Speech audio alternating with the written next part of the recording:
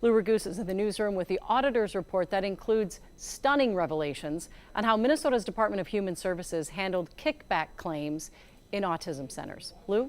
Julie, the latest from the Office of the Legislative Auditor found that the Minnesota Department of Human Services refused to investigate reports of kickbacks being paid within its programs, incorrectly believing that they didn't have the authority to do so.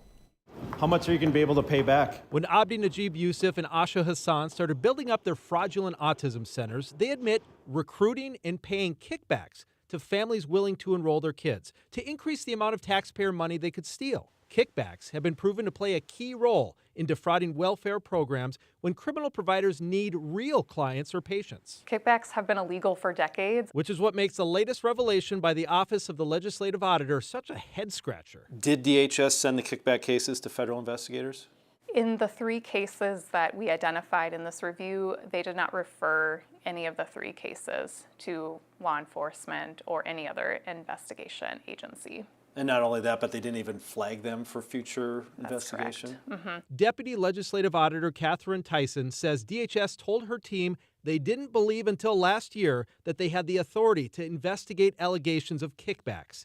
And it's not just within the Autism Services Program. Does this seem to show that DHS wouldn't have investigated kickbacks across any of their programs? That's correct. The laws that we are referring to, they apply to all Medicaid providers that are authorized by DHS. It's actually a very narrow situation when there's only a kickback and no other evidence of fraud. DHS Commissioner Shireen Gandhi admits disagreeing with the OLA's legal analysis, but says they're now on the same page and proposes some word change to the law just to be sure. We put it in our legislative package, so we are acting on it right away.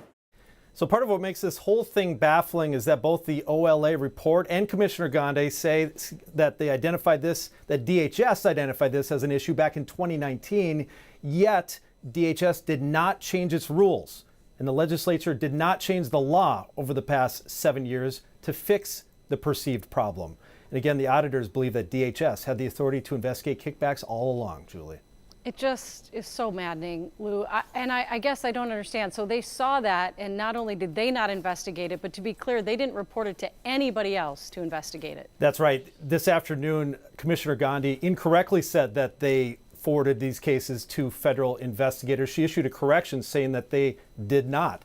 And one of those 3 is still receiving taxpayer money to this day. And I think in the big picture, Julie, it's worth repeating a line in that story. This isn't just within the autism program. This is across all programs, all Medicaid programs that DHS pays reimbursements to. So in her soundbite, she said it's just a narrow. Was she referring to the comment you just made, Lou? No. Does she have a different interpretation? Right. What she was referring to is if they received an allegation that there's kickbacks and other fraud, then they thought they could investigate it. But if they only got an allegation of kickback, they would not investigate it. And I'll tell you that I talked with fraud investigators today on background. All of them told me that if there is an allegation of a kickback, that is fraud. All right, Lou, thank you. More great reporting from you.